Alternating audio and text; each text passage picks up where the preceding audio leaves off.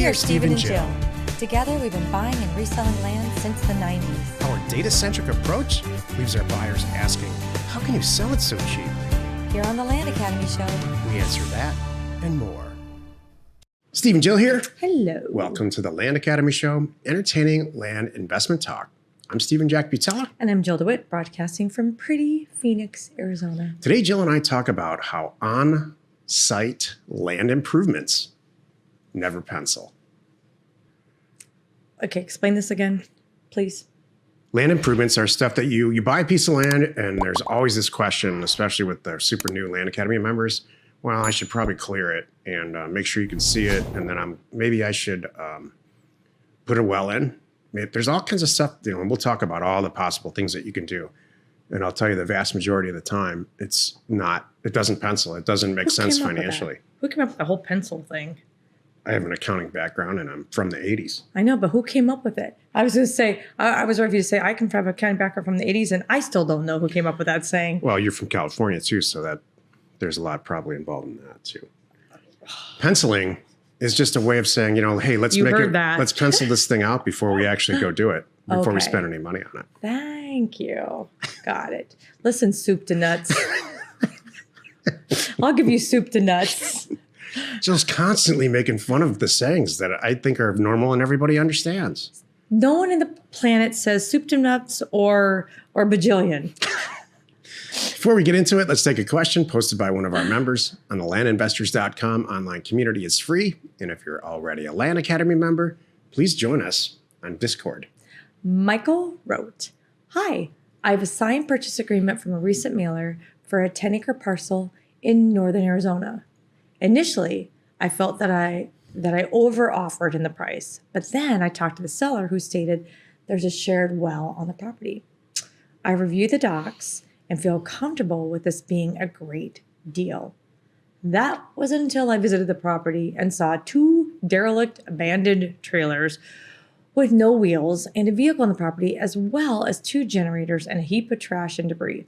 Apparently, this belongs to the uncle who willed the property to the current owners before he died. Otherwise, this could be a great deal, which I think I could sell for 3 times our purchase price. Just not sure how to deal with the abandoned trailers and vehicles. Any ideas would be greatly appreciated. Ready, go."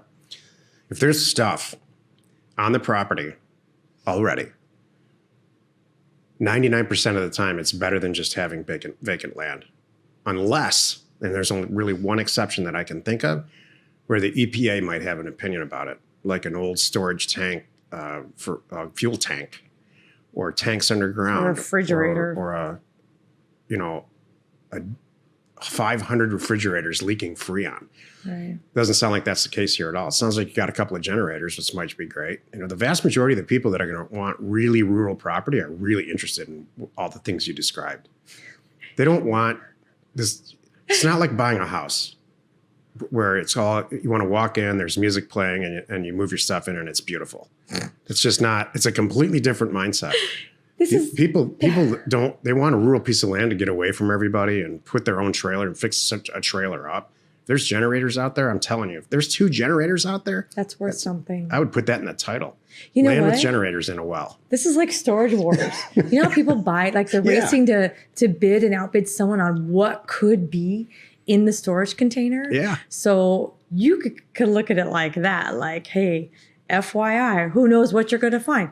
Guy could have left cash under the mattress. We don't know. So that said, please hear me on this final point. There's no reason you should ever pay more for a piece of property because it's got stuff on it. You should just pay like it's got nothing on it, and you're pricing it like we always do, 10, 20, 30% Right. of the retail value. Those are just bonuses for help you sell it faster, not to reprice. Don't reprice. Right. Isn't So that cool? it concerns me a little bit that you say, yeah, you offered this money, but then it's got a well on it and this and this and this. And so now I'm justifying some price that he wants. Oh, That I see what you're concerns me a saying. lot. Okay, But yeah, I'm sure it concerns Jill too. I hear you and I agree. Today's topic, on-site land improvements, never pencil. Just like I said. This is why you're listening. Why is that funny? I don't know, because you're just digging in on that. Is it pick on Jill week? No, there's Okay. tons of stuff you can do to your land to improve it. Right. Almost all of which you should never do. Why? There's two ways to create equity in a real estate deal. Number one, buy it really cheap. Love that way. Number two, do stuff to it to improve it. Think of an old car, an old classic car that's been sitting in a barn or sitting outside for years and years and years and years. And all cleaned up, it's worth $30,000. Not cleaned up, it's worth $5,000. So you can sell it to the person who's going to clean it up and make the 30. They're going to make more than you do. And you paid nothing for it. You found it in your barn. I'd take the $5,000 any day over the work and the toil and the sweat to get $30,000. That's for somebody else who's an expert at that. They take it to their shop. They have all the tools. They have a crew. They have a television show, hopefully. So this is the same thing with land. We're not in the business of improving property, not houses. This isn't HGTV. We're not home builders. We're not well diggers. There's people for all of that stuff. Mm-hmm. We're in the business of buying inexpensive real estate through using data and then having somebody on your team, whether it's you or somebody like Jill, who's a great deal maker, who understands people and understands how to talk to them and get the price that makes it worthwhile for us to be in business. That's it. So please don't, there's all kinds of things you can do to improve your property. We just answered a few.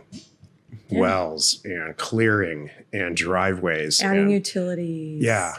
You know, none of that pencils, in my opinion. It never has for us. Exactly. But if you're lucky enough to find some stuff with on the property when you get there, that's all the more equity that have built into the deal. You know, and here's why we're saying this too. It's experience, and it's not just us. You know, we're constantly talking to people like, it sounds good. It looks great on paper, right? And you get into it and go, that was 6 months out of my life. Mm-hmm. And what I could have done in that 6 months, would have been A, so much easier, and B, I wouldn't have to leave my desk and deal with all that hassle. Do you want a man who doesn't need any improvements? Or do you want a 10-year project to try to improve your man? I would love to know. Let's pause for just a moment. Where would one say, find a man that doesn't need any improvements? Cheap, too. Yeah. That's the problem. I want a cheap man right out of a box, ready to go, and not going to need anything. He's got a six-pack and really good eating habits. And totally. Really, it always really, says yes. Really interested in you and everything you have to say. Exactly. And every comment is, if that's what makes you happy, sure. I don't care where we eat, baby. I'll drive around for an hour with you.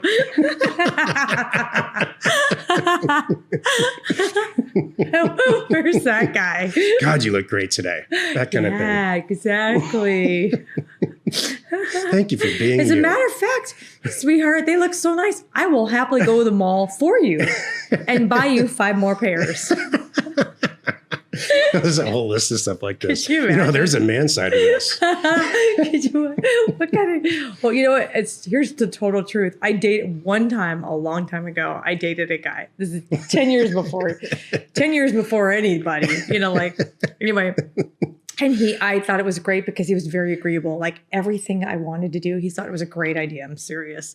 I'm like, this is awesome. I know where this is going. I'm like, this is the greatest thing. And then it took all of a day before I realized this guy has no opinion about anything. It went from, oh, wow, I get to pick everything to like, oh my God, this is so boring. He has no opinion. There's no way that would work for you. No. Jill's all about backbone. And she'll take the bad with the strong backbone. Yes. Proven that. There's a whole male side to this that. What's the male side? Just, it's like, I really like this girl, but geez, I got to put up with this. There's this and this. I know it's never going to change. And so it's a flip side for a guy. It's like, well, just like yesterday, we said, she's moving into my house and she's redecorating. Oh. So it's it's that age old thing. Women want to change men and men want women to stay the same forever. I understand that. That's a whole nother The girl show. that you marry is not the girl you dated. Oh, That's a show.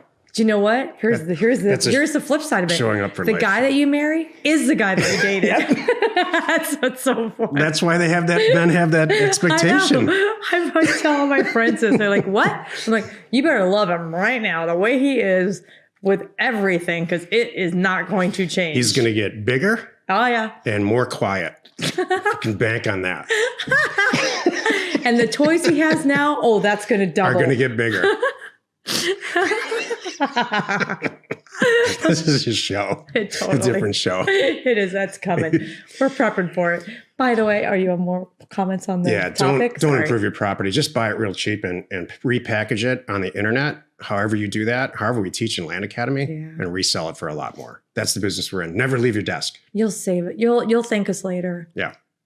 Happy you could join us today. 5 days a week. You can find us right here on the Land Academy Show. Tomorrow, the episode on the Land Academy Show is called "What Name to Use on Your Mailer." Should I use alias Mrs. Smith? Should I use managing member Jill DeWitt? I agree. There's a lot of variations, a lot of things. You are not alone in your real estate ambition. It's funny that is a topic. It's a real topic, and I'm glad that we haven't talked about that before. So here's a teaser. I've had lots of acquisition people over the years, and I've used various names on the mailers, including mine. We always use Jill's now, but in the past, I've had people that work for me where we use their name, and for the reasons that we talked about a couple days ago. Mm-hmm. So we'll talk all about it tomorrow, but transparency rules. Mm-hmm. Exactly. If you're interested in learning more about us or what we do, please check out landacademy.com or houseacademy.com. We provide the education tools and support you need to be flipping property like the pros. We are Steve and Jill. Information and inspiration to buy undervalued property. We hope you find our content valuable, and we appreciate your support. If you have not already, please check out our channel and hit the subscribe button. And your comments and suggestions help us to create the content you're here for. Hitting the like button helps to support our channel's algorithm and gauge your interest for future shows.